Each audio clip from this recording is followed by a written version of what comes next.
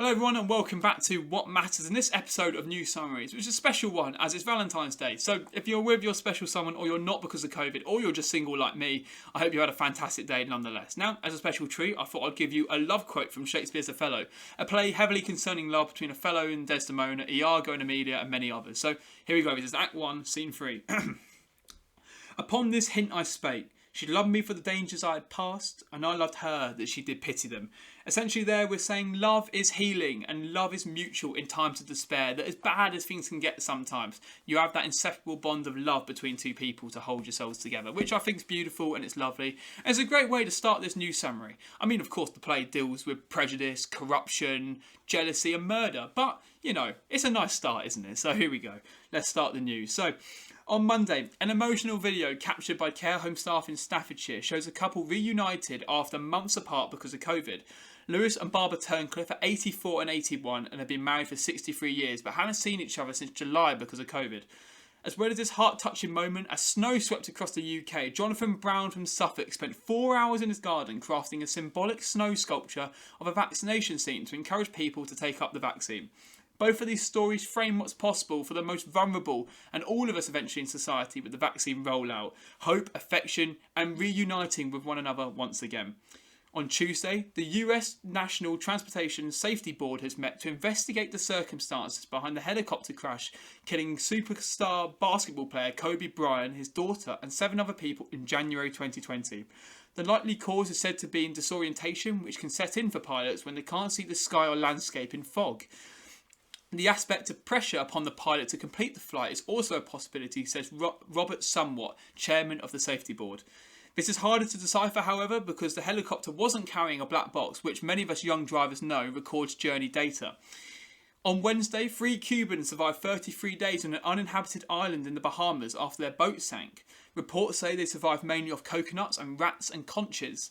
The group were first spotted by the US Coast Guard between Florida Keys and Cuba on Monday. The trio were finally airlifted from the island on Tuesday and reported no major injuries. On Thursday, a new launcher and orbiter are due to enter Martian orbit late Thursday afternoon from China. The Chinese mission, Taiwan-1, has started its orbital insertion, operating for about 3 months, scanning the Mars surface for water sources and potential ancient life forms. This will join the United Arab Emirates Hope space probe, which entered Martian orbit on the 9th of February, costing a staggering £160 million, and aiming to study the seasonal changes on the planet. The third space mission is NASA's Perseverance mission from the USA, set to land on Mars on the 18th of February 2021. The rover weighs 1,050 kilograms and is targeting an ancient river delta and former Martian lake known as Jezebel Crater. This is for the USA mission. It's worth noting the Americans have touched down on Mars 8 times since 1976, but this one will give us more information about the famous red planet. On Friday, after 153 episodes, Season 8 will be the final season of the award-winning comedy Brooklyn Nine-Nine. Fans say the programme, as well as providing some escapism, deals with some challenging topics and spreads positivity.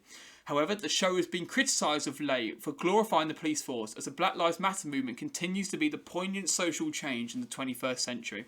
The whole team collectively did donate $100,000 to the National Bail Fund Network, a network that supports those protesting against police brutality. On Saturday, the government and medical professionals are asking the public's opinion on whether 2 progesterone pills, known as mini pills, should be available without prescription. The move is being called a landmark opportunity in women's healthcare. By reclassifying these pills gives women more flexibility and more choice about how they get the pill. The public consultation contains 2 pills, the Levoma and the Hana 75 microgram tablets. Both contain desogestrel, which is a type of hormone progesterone which currently is only available via doctor prescription. On Sunday, the week's final story here on Valentine's Day talks about and celebrates Larry, the Downing Street cat, moving in for 10 years now. It's been 10 years since he moved in.